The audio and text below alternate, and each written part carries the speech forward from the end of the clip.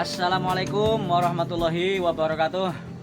Teman-temanku semua, pecinta ikan nila, ikan lele dan semua jenis ikan, kembali lagi di channel Soleh Farhan 879 beserta kameramen saya, istri saya. Jadi sebelumnya saya doakan teman-teman semuanya sehat selalu, sukses selalu, bahagia selalu. Teman-teman semua pecinta ikan nila, khususnya ya, saya akan membahas hari ini tentang kematian nila yang tetap saja mati walaupun semua antisipasi sudah dilaksanakan. Teman-teman bisa melihat kolam saya, akan saya tunjukkan. Saya tidak menutup-nutupi ya. Artinya kalau ikan saya mati ya berarti mati, itu bukan tidak ada yang mati. Teman-teman bisa melihat kolam saya. Di kolam ini adalah kolam pendederan, yaitu kolam pendederan maksudnya mulai dari larva sampai ukuran nanti 2 jari di sini. Nah, kepadatan di kolam ini 1.500-an kurang lebih, hampir 2.000 lah, 2.000 kurang. Prinsipnya seperti itu. Ukurannya 3x1. Nah, kolam ini walaupun sudah saya kasih ketapang, ini ketapang teman-teman bisa melihat. Jadi saya pemberian ketapang, daun ketapang itu modelnya begini, tidak berserakan kemana-mana ya. Saya tempatkan di seser, biasanya seperti ini. Terus kemudian kita ganjal biar tidak kemana-mana. Nah, tapi khasiatnya atau sari-sarinya, manfaatnya ini sudah tersebar di mana-mana. Kemudian kolam ini juga menurut saya kepadatan masih oke ya, karena hanya sampai 2 jari. Kemudian berikutnya juga sudah saya kasih garam seminggu sekali. Apalagi kalau hujan, biasanya itu 3 hari sekali saya kasih garam. Tapi teman-teman bisa melihat tetap saja ada kematian di kolam ini. Ini teman-teman bisa melihat. Ini kematiannya ikan sepertinya masih normal-normal saja ya. Ya, dia mangap ya, matanya pucat ya, normal lah, ini kematian normal ini. Padahal semua sudah saya lengkapi. Kemudian daun pepaya juga sudah ada, bahkan ini tadi matinya ini di lingkungan sini yang dekat dengan oksigen ya. Ini kan menghembuskan udara sehingga jadi oksigen, berdekatan dengan daun pepaya yang menjadi antibakterial juga, dan berdekatan dengan daun ketapang kering yang menjadi penormal pH. Tapi lucunya malah mati di sekitaran itu. Jadi begini teman-teman, saya akan bercerita sedikit. Sebetulnya ikan yang populasinya itu banyak, untuk kematian itu masih hal wajar. Nah, kematian yang beberapa persen itu masih wajar. Yang tidak wajar, yang membuat kita itu harus mencari atau berpikir lebih keras, itu di saat kematian itu lebih misalkan dari 10%. Itu teman-teman. Apalagi saya punya teman yang memelihara lele, toleransinya malah sampai 20% kematian. Artinya di saat masih di bawah 20% itu dianggap masih normal kata dia.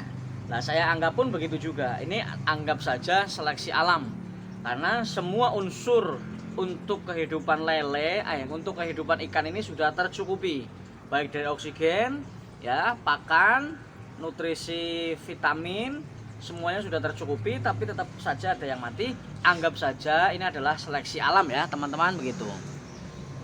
Nah, tapi saya juga memiliki pengalaman yang lebih tidak baik, yaitu saat dulu awal-awal memulai belajar berbudidaya ikan.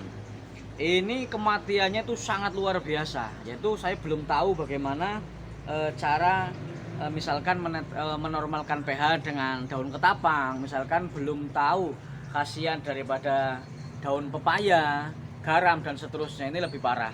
Artinya di saat kondisi seperti ini masih saya terima dengan baik, dengan lapang dada. Karena kematian dari 1.500-an saya hitung ini cuma 1, 2, 3, 4, 5, 6, 7, 8, hanya 9 ekor. Hanya 9 ekor. Ini harus lapang dada.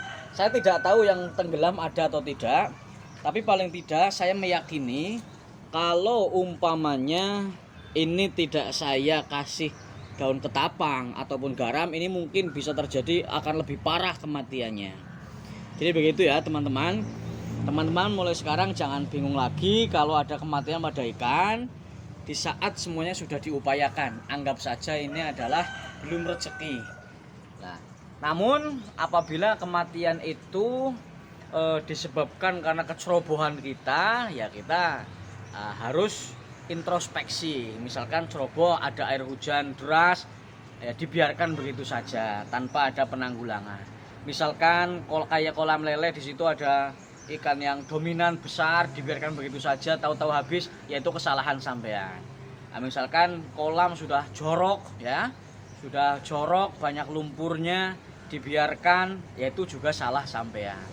Kemudian misalkan ikan sudah megap-megap, ya itu artinya kan kekurangan oksigen, dibiarkan begitu saja tanpa ada pengurangan air, tanpa ada penambahan oksigen, ini berarti kecerobohan. Itu teman-teman. Jadi sekali lagi, di saat semua upaya yang kita ketahui sudah dilakukan, maka kemudian ada ya kematian, anggap saja itu belum rezeki. Tapi memang ya kita tidak boleh berhenti untuk mencari lebih banyak pengetahuan, mencari memperbanyak referensi agar kita lebih bisa mengetahui sih, barangkali memang ada cara yang masih bisa kita laksanakan, ternyata belum kita laksanakan. Jadi begitu teman-teman. Oke, sedikit saya berbagi. Kolam ini usia kurang lebih itu 1 bulanan. Kurang lebih ikan ini itu 1 bulanan, dan ada beberapa ikan nila yang tertinggal itu sudah hampir 2 bulan, yang bongsor-bongsor. Nah, ini bukan yang dulu pernah saya buat video. Yang dulu sudah pernah dibuat video, itu sudah tidak ada di kolam sini, sudah berpindah kolam ya teman-teman.